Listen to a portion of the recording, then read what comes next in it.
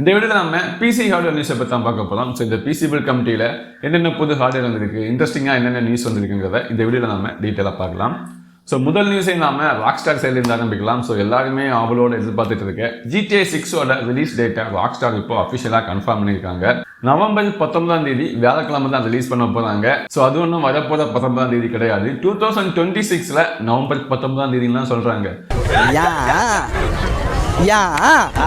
So இன்னும் கிட்டத்தட்ட 1 year நாம வெயிட் பண்ணணும் GTA 6 பார்க்கறதுக்கு. ஸோ இதுக்கு மேலேயும் ராக்ஸ்டார் டிலே பண்ணுவாங்களான்னு தெரியல. ஸோ இவங்க எதுக்காக டிலே பண்ணுறாங்கன்னே தெரியல. மேபி PS6க்காக வெயிட் பண்ணுறாங்களோ என்னவோ, அதுவுமே தெரியல.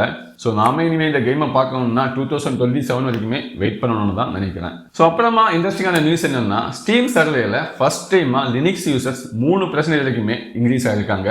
அதாவது ஸ்டீம்ல இருக்க கேமர்ஸ்ல 3% இப்போ லினிக்ஸ் யூசரா இருக்கிறாங்க, லினிக்ஸ் OS யூஸ் பண்றாங்க. ஸோ இதோட கிரெடிட்ஸ் எல்லாமே கண்டிப்பா நாம மைக்ரோசாஃப்டோட Windows 11க்கு தான் போகும். ஏன்னா Windows 11ஓட இந்த மோசமான அப்டேட்டால தான் நிறைய பேர் லினிக்ஸுக்கு சுவிட்ச் ஆகிட்டு இருக்காங்க. அதுவும் இல்லாமல் ரீசெண்டாக Windows 10 வரை கட் பண்ணிட்டாங்க. ஸோ அதனாலே நிறைய பேர் லினிக்ஸுக்கு எல்லாமே ஷிஃப்ட் ஆகிட்டு இருக்காங்க. ஏன்னா Windows 11 ரன் பண்ணுறதுக்கு கொஞ்சம் டீசெண்டான ஹார்ட்வேர் தேவைப்படுது. கொஞ்சம் ஓல்டி பிசி, மிட்ரேஞ்ச் பிசி எல்லாமே கொஞ்சம் லேக் எல்லாம் ஃபேஸ் பண்ணுது. ஸோ இதனாலே நிறைய பேர் லினிக்ஸுக்கு சுவிட்ச் ஆகுறாங்க. ஸோ லினிக்ஸ் OSலயுமே இப்போ அதிகமாக கேமர்ஸ் இன்க்ரீஸ் ஆகிட்டு வருது. கேஷி OSலயோ இல்லை நொபாட்டாலையோ கிடையாது. லினிக்ஸ் மின்ட பார்த்தீங்கன்னா அதில் கிட்டத்தட்ட 6% வரைக்குமே கேமர்ஸ் இன்க்ரீஸ் ஆயிருக்காங்க. ஸோ நிறைய பேர் லினிக்ஸ் மின்ட தான் யூஸ் பண்ணுறாங்க. அதுக்கு ரீசன் என்னன்னா அதோட ஸ்டெபிலிட்டி தான். ஸோ நீங்களுமே எந்த OS ப்ரிஃபர் பண்ணுறீங்க அப்படிங்கிறத மறக்காம கமெண்ட்ல சொல்லுங்க. ஸோ அடுத்த நியூஸ் MSI கிட்ட இருந்து தான். ஸோ MSI போர்ட்டல் X அப்படின்னு சொல்லி ஒரு வெப் ஆப்பை இன்ட்ரடியூஸ் பண்ணியிருக்காங்க. ஸோ இந்த வெப் ஆப்லேருந்து உங்களால் உங்கள் RGBஸை கண்ட்ரோல் பண்ண முடியும். ஸோ இந்த ஆப் கம்ப்ளீட்டாகவே வெப் ப்ரௌசரில் தான் ரன் ஆகும். ஸோ அதுக்காக ரொம்ப ஃபாஸ்ட்டாக போய் ட்ரை பண்ண வேண்டாம். இதில் நிறைய இஷ்யூஸுமே இருக்குது. ஸோ இந்த வெப் ஆப்பை யூஸ் பண்ணுறதுனால இதுலேருந்து நம்மளால் ஃபேன்ஸோட ஸ்பீடை எதுவுமே கண்ட்ரோல் பண்ண முடியாது. நம்ம லைட்டிங்கை மட்டும் தான் கண்ட்ரோல் பண்ண முடியுது. ஸோ அதுவும் இல்லாமல் ஏதாவது செட்டிங்ஸ் எல்லாம் சேஞ்ச் பண்ணும்போது உங்கள் ப்ரௌசரோட விண்டோஸ் சைஸ் சரியாக இருக்கான்னு கூட இது செக் பண்ணிட்டு தான் சேஞ்ச் பண்ண வைக்குது. அதுக்கப்புறமா சம்டைம்ஸ் லான்ச் பண்ணும்போது 2-3 டைம்ஸ் இது லான்ச் ஆகாமல் கூட இருக்குது. ஸோ இந்த சின்ன சின்ன இஷ்யூஸ் இருக்குது.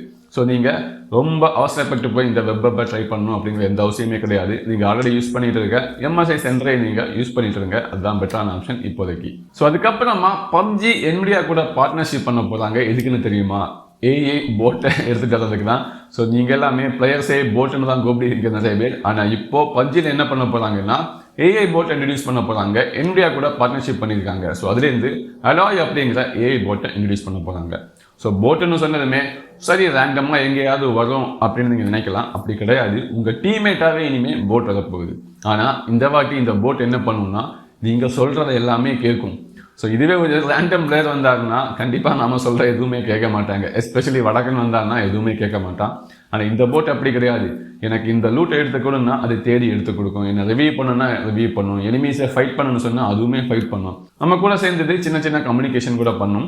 ஸோ ரேண்டமாக ஒரு டீம்மேட் வந்து நம்மளை கடுப்பேற்றுறதுக்கு இந்த AI போட்டு பரவாயில்ல அப்படின்னு தான் தோணுது. ஸோ இன்னையோட PC ஹார்ட்வேர் நியூஸ் இவ்வளோ தான். ஸோ இன்ட்ரெஸ்டிங்கான நியூஸ் இவ்வளோ தான் கிடைச்சிது. ஸோ இன்னும் நிறைய நியூஸோட அடுத்த வீடியோ போடுறேன். ஸோ இந்த வீடியோ பிடிச்சி லைக் பண்ணிட்டு என்னோட சேனலை மறக்காம சப்ஸ்கிரைப் பண்ணிட்டு போங்க.